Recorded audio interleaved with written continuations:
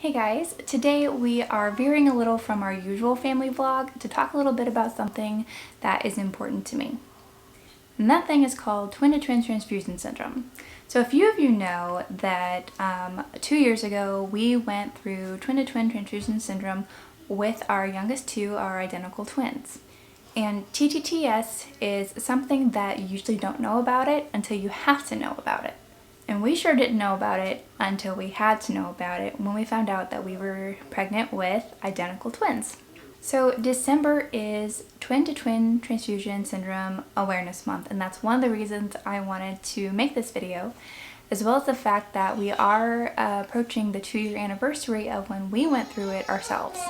So for those who don't know, I want to give a brief intro of what Twin Transfusion Syndrome is. Now, when you first think of twins, you think of all the cute accessories and the matching outfits and all the fun stuff that comes along with having twins. But what you might not think about is all the complications during pregnancy that one may have carrying twins. So with twins, most people know you either have fraternal or identical, but there's a lot more that goes into it than just fraternal and identical. And I'll put some graphics up to help illustrate what I'm trying to tell you. So there are actually several different types of twins. Okay, so first up, what most people refer to as fraternal twins, or in the twin groups, it's the di twins. These are dichorionic diamniotic twins. That means they have 2 different placentas and 2 different amniotic sacs. Next up, you have the modi twins, which is what our girls are. These are monochorionic diamniotic twins. That means while they have 2 separate sacs that they're in, they do share 1 placenta.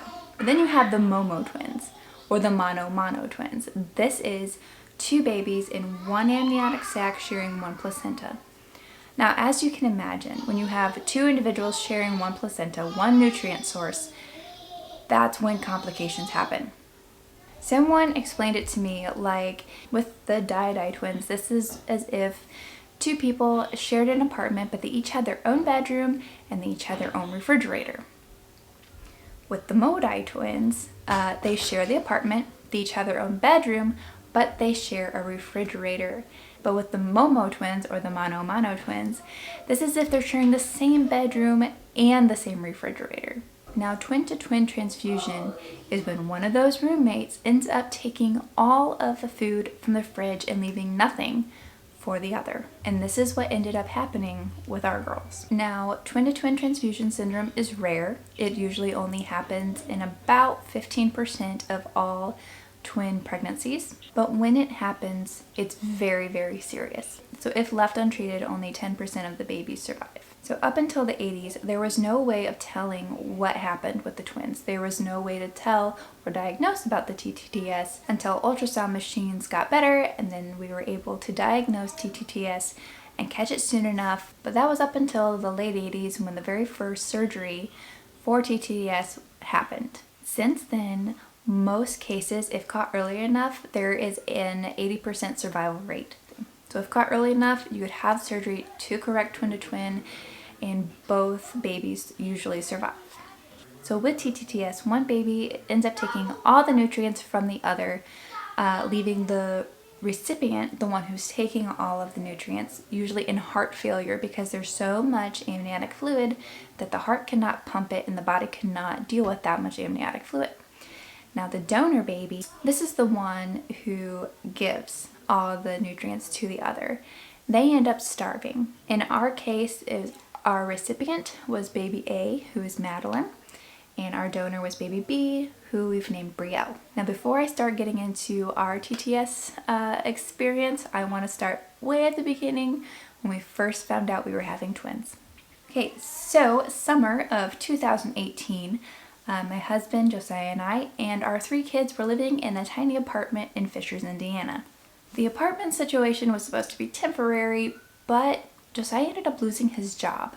Long story short, he worked at a marketing company that had this idea that it would be really great to bring in an in-house web developer, which is his job, but they quickly realized they couldn't afford it. They asked if he could stay on freelance because that was cheaper for them, but obviously you can't support a family just on freelance work until you have a lot of clients. But seeing that we were semi-new in Fishers, we didn't really know a whole lot of people to build up that clientele. So he didn't have a lot of work. So then I started babysitting to bring in some extra income. And obviously at that time, life just felt very chaotic with 3 kids in a small apartment, him newly jobless, and then me taking on some extra kiddos during the day to help. So we decided that having any more babies of our own at that time just was not necessarily the best decision. So we agreed that we would just be 3 and done. And then the next week I found out I was pregnant. So we thought, hey, what's one more? Might as well welcome our number 4. Now, usually with my pregnancies, I am sick right away, and I am sick the entire pregnancy. This time, I didn't have any symptoms, which is always a concern because you want to know that your baby's healthy, and this time I just wasn't feeling any of my usual symptoms, so I didn't necessarily know what was going on. A few days prior to finding out that I was pregnant, I had a dream that I was pregnant with twins. And I remember coming in the room and laughing and saying, "Hey Josiah, guess what? I guess we're having twins." In my dream, they were little boys. But yeah, we thought that was funny since we had just decided that we won't be having any more.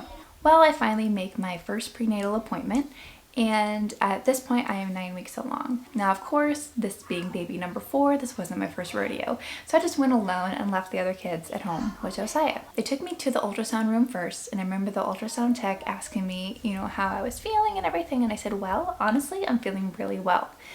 Which is kind of concerning, and I explained that I'm usually sick the whole time and why, all my concerns with that. And she said, all right, we'll hop up here and we will see what's going on. And of course, that first ultrasound is always terrifying because you hope they find a heartbeat. So that's the very first thing I asked. I saw the little blip up on the screen and I said, is there a heartbeat? And she laughed and she said, yes, there's a very strong heartbeat. And then she moved the Doppler just a little bit and showed that there were 2. And she said, and if I'm not mistaken, there's 2 in there. Sure enough, there were 2 little babies up on that screen, and I remember just staring at it saying, oh wow, oh wow, oh wow. And she just laughed because that's all I could say, because that's like literally all I was feeling was just, oh wow. But then after that, she printed off the ultrasound picture, and I went back out to the waiting room waiting for the doctor. I guess it was in a different room to talk to the doctor. But I just remember just staring at it, and I did not text Josiah. I did not text anybody. I just sat there, just like taking it all in that we were having twins. After the doctor appointment, they did end up telling me all of the risks and everything, but I was still reeling. I think I was shaking the whole time that I got home. When I did get home, he asked me, so how'd it go? And I just handed him the ultrasound, and this is the ultrasound that I handed him, and just let him figure it out on his own. When he finally realized what he was looking at, he's like, huh, so twins, huh? And I was like, yep. And then he just disappeared into the back room for several hours, and I think because at that point, he just started applying to all the jobs he could find and processed the fact that we were now welcoming 2 new kiddos into the house, and we had to figure out what in the world we were going to do. Well, the next few weeks were just wonderful, actually. My pregnancy was a breeze. Besides the fact that my stomach was growing much larger and I was growing out of my clothes a lot quicker, it was great. It was by far the easiest pregnancy. I had a lot more doctor appointments because of the risks of the Modi twins. You're supposed to see an MFM, which is a maternal fetal medicine specialist, who specializes in high-risk pregnancies, which is what identical twins are. And Josiah ended up finding a job in the next town over, which is wonderful. He's still there 2 years later, and the company is just incredible. It was literally perfect timing, and it was such a godsend, and everyone there is amazing. And like I said, everything was going super well with the pregnancy until it wasn't. So at this point was Thanksgiving 2018, and we had traveled from Indianapolis up to Wisconsin to visit his family for Thanksgiving. While we were there, everything was totally fine, and then the following Tuesday I had a follow-up, like a normal routine ultrasound scheduled. At this point we were going every 2 weeks, and I remember going in, and we had dropped Josiah off at work. I took the kids to a babysitter, and then I went to the doctor by myself. So we were in there, and at this point we knew that the babies were girls. We found out that they were girls at 12 weeks. And for those who don't believe me, so these ultrasounds at the MFM are crazy detailed. I've never seen ultrasounds this clear in my life. And so at 12 weeks, the ultrasound tech, she's like, do you want to know? And we're like, sure, we want to know. And she goes, I'm pretty sure they're girls. And she goes, and I've never been wrong, but I'm pretty sure they're girls. And that's what we thought too, but because they were only 12 weeks, obviously we wanted to wait to tell everyone. We wanted to confirm. So at 16 weeks, we confirmed that we were having 2 girls. I go in, it's the same ultrasound tech, so we already had, you know, a relationship with her, which was really nice. And so we're there, and I wasn't on the table very long when she said those dreaded words, "Let me go get the doctor." Now, anyone who has heard those words on an ultrasound table knows the pit in your stomach and the nauseous feeling and your heart racing, and you wonder what in the world is wrong, because you know that's code for something's wrong. And ultrasound techs are not allowed to, they're not supposed to tell you what they see. They can only read it and then kind of tell the doctor, or like get the pictures and the doctor reads it, and then the doctor's the one who tells you what's going on. Well, the ultrasound tech came back in the room to take me to a quiet room. And see, I had seen both babies. They both had a heartbeat. They were both moving around. So I knew that they were both alive, but I didn't know enough to know if there was anything else going on. But I had read a lot about twin-to-twin transfusion. I was told on all the blogs, like, don't read about it, you'll just stress yourself out. But I did want to know, like, I like to be prepared. I like to know what could happen, and that way if I knew the symptoms, I could do something about it right away. So I asked her, I said, I know you're not allowed to say anything, but do you think it's twin-to-twin? And she said, you know, that is kind of what it looks like, but I'm not allowed to be the one to officially diagnose that. And so I was actually kind of relieved because at that point I did know the statistics that if we were to go get surgery, and because of all the technology that there is today, that the girls most likely would be fine. And then the doctor came in. So she had read the ultrasounds. My girls at this point were not doing very well. And she said, I can't sugarcoat anything. Baby B does not look good. It is twin transfusion syndrome, and we've already called Cincinnati, which was 2 hours away. The Cincinnati Children's Hospital was 2 hours away, and they said, I want you to go home, pack your bags, get there, because they'll call you on the way there to set up your appointments. You need surgery, or your babies are going to die. She said, I need you to be prepared, though, because of how sick baby B looks, that she may not make the trip. One thing with twin-to-twin transfusion syndrome is that sometimes it can hover, like there's different stages. And at this point, I think we were at stage 2, and it can progress super fast. So sometimes it won't progress at all, and you'll stay at stage 1 or 2 for a long time. Or you can jump from not having it to both babies passing in just a few days. So she said, you need to go quickly. So I get down to my car, and then I called one of my friends who lived near Cincinnati, because at this point we could not afford a hotel. So I called a friend and said, hey, this is what's up. Can we please stay with you until we figure all this out? Like, can we crash at your place tonight? And this is why. So then I called Josiah. At this point, I'm trying not to cry. I cried in the doctor's office, and I told myself that I wasn't going to cry, and I cried because it sucks. The news is terrifying. So yeah, I called Josiah, and I was like, I'm on my way to pick you up. This is what's happening. So I told him everything. He was standing outside of his office by the time I got the van around to him. And then we got the kids, went home, packed all of our bags. We knew we would be there for several days. So we packed up all the bags, and headed to my friend's house near Cincinnati. While on our way, so this is just a few hours later, we get a phone call from a lady from the hospital in Cincinnati.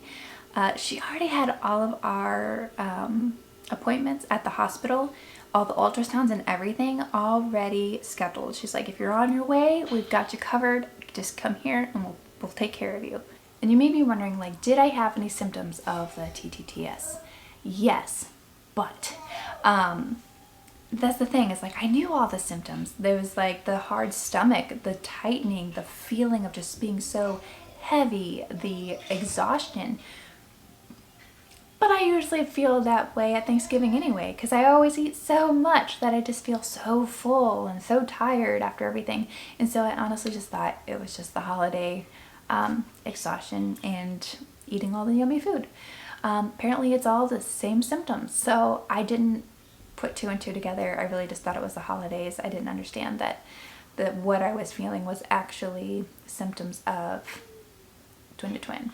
So we made it to my friend's house late that night. We slept there. She ended up watching our kiddos. I think this was we got there on a Tuesday. Wednesday was our all-day appointment. I didn't realize it was going to be all day. So she ended up watching our 3 kiddos while Josiah and I were at Cincinnati Hospital. While we were there, we had ultrasound after ultrasound in all these different areas, all these different specialties. And that's when we found out that not only was baby B so sick, and she was still okay at this point, she was still alive, baby A was now going into heart failure. And this happens a lot with the recipients taking on too much amniotic fluid. So baby B was super sick, she was starving. Baby A was going into the beginning stages of heart failure, and now at that point we were about to lose both. So while we were there, they got a note from one of my doctors in Indy explaining that I have a weak heart. Now, I have a cardiologist in Indy. I was planning on, I had an appointment for an all-day workup, echo and everything. Now see, I have a heart murmur. I've had it forever. I've had it all my life. It's what's known as an innocent heart murmur. Nothing's ever come of it until I'm pregnant, and my body it's hard to pump for another baby, and then I guess it was really struggling with 2. So my cardiologist was nervous, just letting them know, hey, she's got a heart that's not super awesome. We want to make sure, and we didn't get a chance to do all of her workups. So you're gonna have to do that before she has surgery to make sure that she can physically handle the surgery. So now my own heart was blocking surgery until we were able to get a full workup done to make sure that my body could handle it. So that was Wednesday when we got that. Thursday got the echo, and we had also met with the doctors who would be doing the surgery. We ended up being just fine with my heart, ended up being okay, but they also said, and they also found out that I had an anterior placenta, which meant that my placenta was right up front. The way mine was, it was kind of blocking access to the babies. So they would have to figure out a way to get around it, to get to the babies, to do what they needed to do to separate the blood vessels. The second thing we learned is that it was obvious that the twins did not have an even share of the placenta. During laser ablation surgery, what doctors end up doing is they go in and they, with a laser, separate all the blood vessels and arteries and everything that the twins share in the placenta. And what can sometimes happen is that twins don't have an equal share, which means that one twin could end up with a good 80%, while one twin ends up with only 20% of the placenta. Now, this is based on where the umbilical cord is inserted, so it's not necessarily, they can't decide hey, let's just, go ahead and separate it right down perfectly in the middle. It doesn't work that way. It's just based on where the umbilical cords are in the placenta. What they explained to us is that after surgery, they'll have a better idea of how much is going to one twin and how much is going to another. And what can happen is that if there is an unequal share, that the baby with the smaller amount, they only have a portion of the placenta giving them the nutrition that they need. And so we might not be able to go full term, or they might just not get enough, and then they might pass later in the pregnancy. But yeah, they agreed as long as they agreed to do the surgery, as long as everything with my echo, which would end up being the next morning, was fine. But yeah, we got back to my friend's place and found out that all 3 kids had been throwing up the whole time we were gone. And even throughout that night, they were throwing up, did not get much sleep. The next morning, I had my friend take me back into Cincinnati for my echo so that Josiah could stay with the kids while they continued to throw up the next day. Everything came back normal on my echo, and they said, go ahead, let's do the surgery. And they went ahead and scheduled it for Friday, which was the next morning. Well, Thursday evening came and Josiah got sick. So he started throwing up. And then all that evening, all throughout the night, the kids were throwing up, Josiah was throwing up. I did not sleep. I had to be at the hospital at 5 o'clock in the morning. And you guys, Josiah was so sick. There was no way he could drive because he could not stop throwing up. And at this point, I was way too big to fit behind the wheel of the van. But in between the times of everyone throwing up, I was laying there and I felt Brielle kick. It was the first time that I had felt her. I was 19 weeks, or just one day shy of 19 weeks. And it was the very first time that, because of all the ultrasounds, I finally knew where she was. Madelyn was way down below, and all the kicks I had been feeling were her. And then Brielle was up and stuck in my ribs, and that was the very first time that I felt her kick. It was 3 o'clock in the morning, and it was as if she was saying, like, hey Mom, I'm still here, like, let's do this. And if you know her personality, I know that was exactly what she was telling me. It was like, let's do this, I'm still here, let's do this. And I just cried because I knew at that point that I think that she was gonna be okay. So yeah, 5 o'clock the next morning, because Josiah was so sick, he wasn't able to drive me back into Cincinnati, so my friend took me. She pulled up, dropped me off right at the front, and I walked in by myself for this surgery. But yeah, I went in because of lack of sleep and then just pure nervousness. I actually almost passed out at the desk.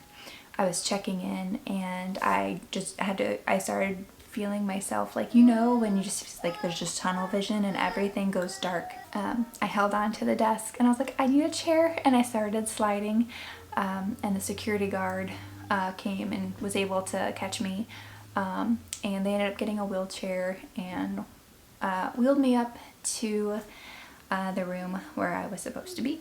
So I'm up there in my room, and the nurses didn't waste any time. They were there preparing me for surgery super fast. They were so nice, and they talked to me, and they were just trying to calm up my nerves, and just trying to let me know that I was in fantastic hands. Also, quick thing, Josiah and I agreed, because he was so sick and kids were so sick, and the fact that after surgery I needed to stay in Cincinnati for a week, because that first week after surgery I could go into labor, like, at any time. So I needed to stay near. And so it didn't make sense for all of us to go back to Indy and then come back, and there's like I said, we couldn't afford a hotel room for a week with the kids, and we couldn't stay with my friend anymore. Their apartment was pretty small, and it was just too crazy having so many kids in the apartment, and I could tell that it was hard for her. So I told him, just take the kids home, just take them home, and if I have to, I'll get an Uber back. Like, I just wanted to take care of them. I know it sounds crazy, but yeah, I just wanted them to be okay, because I knew that I was going to be fine. I was near the hospital, and that was what I needed. So he ended up taking the kids back to Indy. So he called his mom. She came, and was with the kids in Indy, and he came back to Cincinnati to be with me after the surgery. But yeah, so I was in surgery. They ended up putting me on my side to go around my placenta since it was all up front. So they had to come around the side with everything, and what they end up doing is they count all the little things, the blood vessels and everything that are connected that the twins share, and they do that first. And then they go through and they laser each one. And I was awake. You're awake the whole time. You do have an epidural. I didn't feel anything, but every time that they separated the vessels, you'd hear a bzzz, and like I think I felt my body like vibrate a little bit, like it was like an electric shock that you could hear, you know. And I think they said there was probably over 300 connections. I was in surgery for over 3 hours, and the whole time I just prayed, you know, God, let them be okay, like let everything be okay. But yeah, after surgery, they wheeled me up to my room and I just slept a lot. And then 24 hours later, so the first 24 hours are the most critical, especially for baby B, because of how sick she was. We were at stage 2, starting to be at stage 3, which means there was no bladder visible and no stomach visible, which means she had absolutely nothing in her system keeping her fed. We had a doctor come in and she wheeled me to an ultrasound room, and right away we could see that baby B improved, and we could see her stomach, that there was food, like amniotic fluid in her stomach, and that there was some we could see her bladder. And that her fluid levels were already going up, which was amazing. The doctor said of all the outcomes, this was the best possible, and that she was already improving, which is exactly what we wanted. Also, a quick note, the 24 hours, the ultrasound that showed that Brielle was improving, December 1st. So that day is always really important to me. Usually that's the day I can put up my Christmas tree, but now it's, that day is really special to know that like both girls were doing fantastic at that point. So yeah, the next day, Josiah came and got me. His mom was with the kids.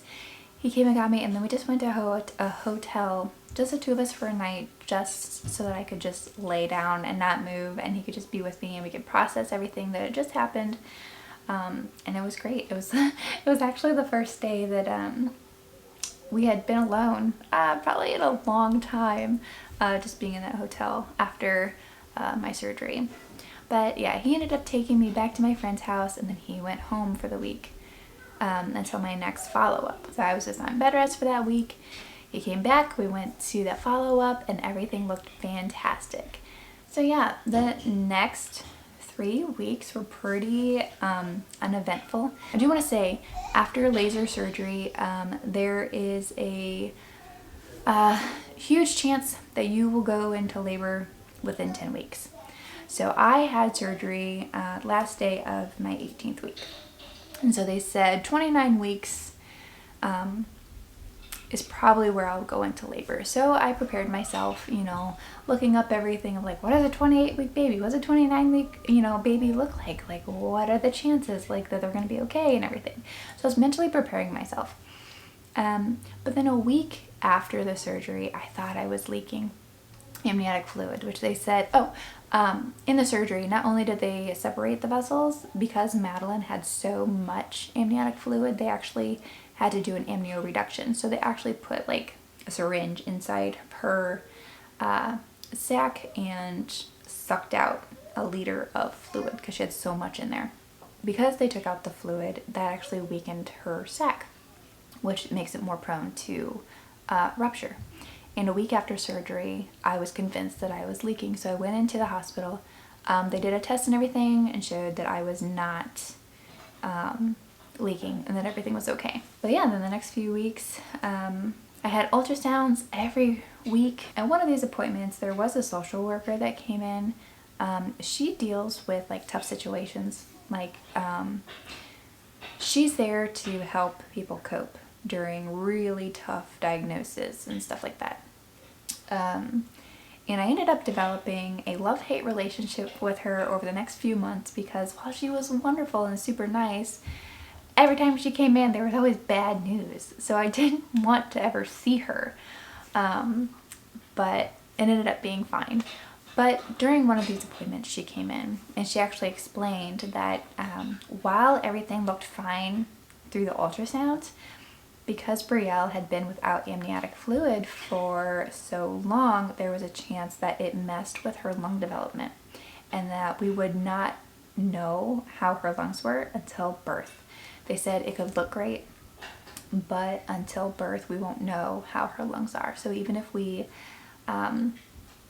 went far in our pregnancy and everything was healthy, she could still be born and then not have developed lungs.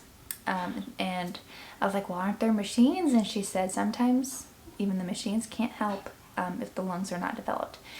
So I still had that nervous wreck. And then we also found out after surgery our girls had unequal share of the placenta. Madelyn ended up with 80% while Brielle only had the 20%. And she was several weeks behind in growth. She was very tiny. Compared to where she should be. She was in like the 3rd percentile. We were just watching her and making sure that she was okay because the fact that she was so tiny and she was the one to watch. Then at 22 weeks, I was convinced I was leaking again and I went back to the doctor and they did the test and they said I was leaking, which means they said we can't, like, we want to admit you. We need to start antibiotic because your water did rupture. And they did an ultrasound and it was obvious that it was baby A who we had the amniotic reduction. Her bag ruptured. I was 22 weeks. So the doctors told me that, you know, at 22 weeks they weren't going to do anything. They said if I somehow made it to 23 weeks, they could step in at that point. They said the youngest that they take up in the NICU are 23 weekers. They said I would have a choice up until 25 weeks of whether or not I would even want doctors to intervene. They said up until about 28 weeks, babies could have a lot of medical issues and health issues, and that depending on how sick our babies were, we could choose not to intervene and just let them pass comfortably. Obviously, you know, I wanted the doctors to do whatever they could to save my babies. But yeah, it was a hard thing. There was a lot of information all at once, a lot of scary information. And most people know that, you know, the age of viability is 24 weeks. At the hospital, they told me, oh, well, now 23 weeks, you know, we can possibly do something. But now I know. I actually follow a group called 22 Matters. They do a fantastic job of showing all the 22 weekers and even 21 weekers who have been born, who are given the chance. I know a lot of times, you know, 22 weekers are really tiny and they'll say that, you know, they might not have the equipment, but there are hospitals in the US who are absolutely equipped to try to save the tiniest of the tinies, those 22 weekers. And I'll put a link in the description so you can learn more about that group. It's called 22 Matters. But anyway, so I had the van at this point. We only have one vehicle, and I had called Josiah and say, hey, can you come to the hospital? They're admitting me. I need all my stuff because I don't know how long I'm going to be here. So he actually, a friend from church brought him. They went and they babysat the older kids while one of the parents drove him to the hospital to be with me. Yeah, December 23rd, 2019, I was admitted into the hospital. We ended up having Christmas at the hospital. The kids came and they had fun snacks with me. Ben thought I was staying at a hotel. I remember him saying like, wow, Mom, this is such a cool hotel. And I was like, it's not a hotel.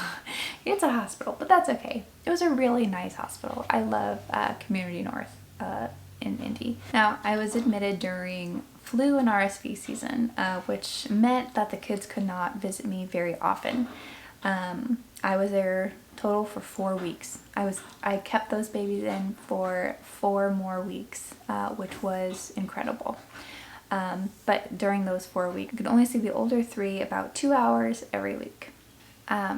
So on January 20th, Josiah came and we had a little date night. He brought me in Qdoba, and everything was going well. 2 days prior, I was starting to contract a little bit, so they put me on magnesium, more antibiotics and everything. And those who've had magnesium know that it sucks. They put me on, like, they did the steroid shots. That was rough. That was very rough. I was gonna have a visitor that day that I was really looking forward to, but I had to cancel because I was just out of it. I was in rough shape. That stuff is rough. If you've been there, you know what I'm talking about. But anyway, so 2 days after that, so on January 20th, we came, we had the date, and while he was there, I started contracting a little bit, but it wasn't so much. It wasn't super bad. And he left, and that's when the contractions got really hard. And I called the nurse in, and I was like, I'm really contracting, and they really hurt. And I said, can I have like some pain meds or something? She goes, well, we need to check you just in case. And she checked me to see if I was dilated at all, and I ended up being 6 centimeters. And she said, oh, well, we're not going to give you any pain meds or anything. She's like, you are in full-blown labor, and at this point, because the babies were so small, I was 26 weeks at this point, they could just be born, and giving birth to them naturally, it would be too hard. They were too small, that it would be harmful to them. So they said, we're going to the ER right now. And I was like, oh, right now? Like, my husband just left. So I called him, and I was like, hey, come back here. And he had just gotten home. Babysitter left. And I was like, you need to call her back. Like, I'm going to the ER to the OR right now. So yeah, he called her. She turned around. She came back to be with the older 3, and he got there a few minutes before they wheeled me down. So obviously we updated everyone, told them to please pray, because it was, I was only 26 weeks, and these babies were going to be tiny. I was scared to death. I remember we were in the OR, and I had asked the anesthesiologist, I was like, can you just knock me out? Because, like, I've given birth 3 times before. And when you have the baby, and in the few moments before they cry, you just want them to cry. You want to hear them cry, to know that everything is okay. And I know that at 26 weeks, I'm like, they're not gonna cry, and I don't know, what am I gonna do when I can see, that things aren't going well, and I'm stuck on that table being sewn back up after my C-section, and I can't get to my babies and do what I need to do. I can't hold my babies. I can't see my babies. And he said, I want you to be able to remember this. Even if things don't go well, you're going to want to remember this. So we're there, Josiah's there by my head, and I could feel them pulling, doing what they were doing as far as, C-section, and out comes baby A, and I hear Josiah say, wow, she's really small. And then I hear this tiny, tiny little cry. I didn't even know babies could cry at this point, but I heard her. Madelyn was crying. And then they got Brielle out, and she cried too. So both babies cried at 26 weeks gestation, and they were able to do, they were able to intubate them, and as they wheeled them away, they brought the little incubators near where I was laying on the OR table so that I could see them. Unfortunately, because of my angle, I really couldn't see, and they were so covered with everything and all these wires and everything, I really could only see their little noses. But Josiah was able to get some pictures for me, and I'm so thankful I have them, and here are a few of those. But yeah, so after the C-section, we were wheeled back up to the room, and that's when we found that Madelyn weighed 1 pound 15 ounces and was 12 inches long, and Brielle was 1 pound 13 ounces and 11 inches long. Which was amazing because, you know, they kept saying that she was so much tinier than Madelyn, but she ended up being pretty close. But yeah, they said that like her umbilical cord was super thick, and then once that came off, she ended up dropping down to like 1 pound 6 ounces or something was like her actual weight. But yeah, and in a weird sense, I felt relieved. I was in the hospital for a month. It's hard being away from family that long, hearing all these depressing stories and depressing statistics of how my babies might not make it. And so when the girls were born, I had this weird like relief of like, it's done, there's nothing else I can do. Kind of like, I did everything I could. I you know, drank all the protein shakes I could to help Brielle grow. I drank so much water to help Madelyn replenish her amniotic fluid, which, by the way, it rebuilds. So if there is a small hole and it hasn't completely burst, you can rebuild that amniotic fluid. You just have to drink a ton of water. So that's what I did for a month, was just a ton of protein to help Brielle and a ton of water to help Madelyn. And it was exhausting, but it was so worth it. So yeah, I felt relieved that it was over, I guess, in a sense, and that I could be with my other 3 babies at home. And the girls were doing good. Like, we went up there, we got to see the babies. We couldn't hold them, they were way too small, but we got to see them and they looked like they were doing fine. And then the next morning, remember that caseworker I told you about, the one that was really nice, but every time she showed up there was bad news? Well, she came in, and she came in and said, well, Madelyn's not doing too well, and you need to get up there. We're gonna have to have some really tough conversations. And we felt so confused because we're like, we were just there just a few hours ago and she was doing great. What do you mean? Like, she's not doing well? Like, what's going on? So of course we ran up there, and we were not prepared for what we saw. The whole room was filled with doctors and nurses. She was on a special machine called an oscillator that kind of like blows air quickly in short bursts into her lungs, because her lungs were just not cooperating. Which is so confusing because we were so worried about Brielle, and then because Madelyn, like, she lost fluid, but she was in an okay zone. The doctor said that like she had enough, that she should be fine. The whole time I was in the hospital, it was low, but it was enough. But yeah, her lungs were just not developed enough to be okay. So we went in, and she was on a machine that basically made her tiny little body just vibrate. And we went up there, and the doctor, you know, he turned to us and he's like, look, he goes, I'm not going to sugarcoat it. She's critical. Things are not working. Everything that we're trying, it's not working. This is our last shot. Hopefully this works for her. And so we sat there. It was January 21st, and that was actually Josiah's birthday. And we had to sit there and wonder whether or not our daughter was about to die. And that was really hard. That was probably the scariest moments of parenthood that we've ever had.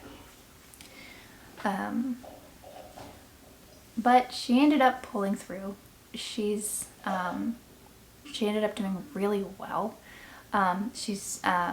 And after those, like, her body responded really well to the oscillator, and within a few days she was off of it and on regular settings like Brielle was.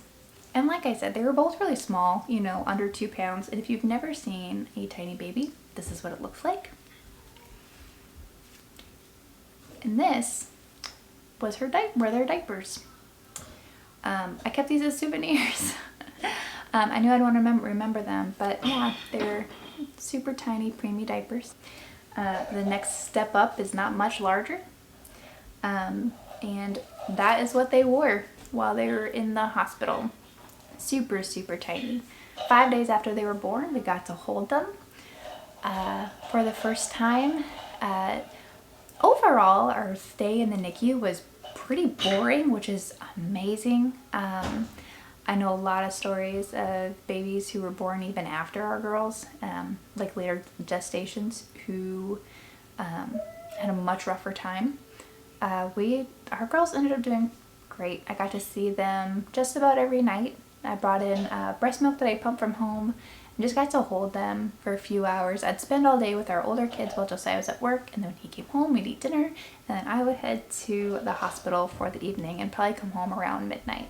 We were very close. Our apartment was super close to the hospital. It was like a 20-minute drive. So that was kind of amazing.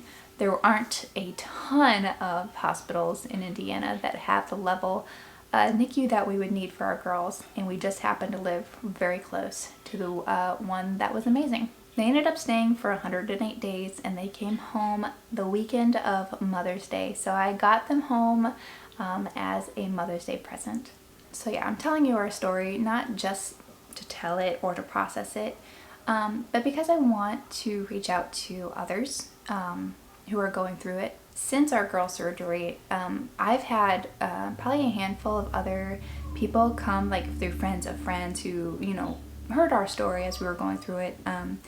They ended up having twins with twin to twin, and they'd end up coming to me, and like we'd end up talking, and it's been really great to come alongside other moms and other parents who are dealing with it too, because it is scary, and you need someone who knows, who's been there. One thing I will say is that when I was going through it, I actually did have someone contact me. It was a cousin of one of the parents of one of the kids I watched during the time when I was babysitting. And it was interesting because we were the first Ttts case in 5 years, and this family was the one 5 years prior. So yeah, we were the ones in Fishers that had twin to twin, and it's very rare, but yeah, we got to connect through that, and that is what I want to do for others. Also, while we were going through it, I got on some Facebook groups for twin to twin, and I gotta say something. And these groups, while very knowledgeable and informational, they can be terrifying. So one of the common themes in the group was that Cincinnati Hospital and a few others were not very good. I saw one mom say that she had, she was going to go get surgery because they had just developed Ttts, and they were going to go to Cincinnati, and a few of like the moderators and other families were like, don't go there, like it's a death sentence. If you really loved your babies, you would go to Texas, that's the best one. First off, not everyone can afford to just pick up and fly to another state, to a hospital. And you cannot say if you love your babies or like scare them into not going to one hospital, over another, because that's not okay. One thing that you need during that time is support. I loved my experience at Cincinnati Hospital. Everything about it was awesome. The doctors were awesome. The nurses were awesome. Like, I knew my babies were in the best care. The doctor that did the surgery, he came up to me afterwards, and the way he talked, language is very important. Like, I had one doctor, he was talking about like, oh, the fetus A and fetus B. This doctor, the one who ended up doing my surgery, he's like, your babies, and he asked me what their names were, and I told him, like, there's Madelyn and Brielle, and so during surgery and afterwards, he used their names to refer to them, and he knew, like, how much that meant to me. He actually brought up to me a picture that he took of Madelyn's hand during surgery, and he even said, he was like, I've got a picture of Madelyn's hand, and so yeah, like I said, those groups, they can be great, but they can also be really scary, and what you need is support. So if you've found this video because you're going through twin to twin, or if you have a friend of a friend who's going through it, like feel free to reach out to me. I would love to talk to you and encourage you and walk alongside you during that scary time. The best way to reach me is through our Instagram, the Schaefer Chronicles. I don't always see notifications on like YouTube and Facebook and stuff, but Instagram I do. I will absolutely answer you on there and connect with you, so don't be afraid to reach out.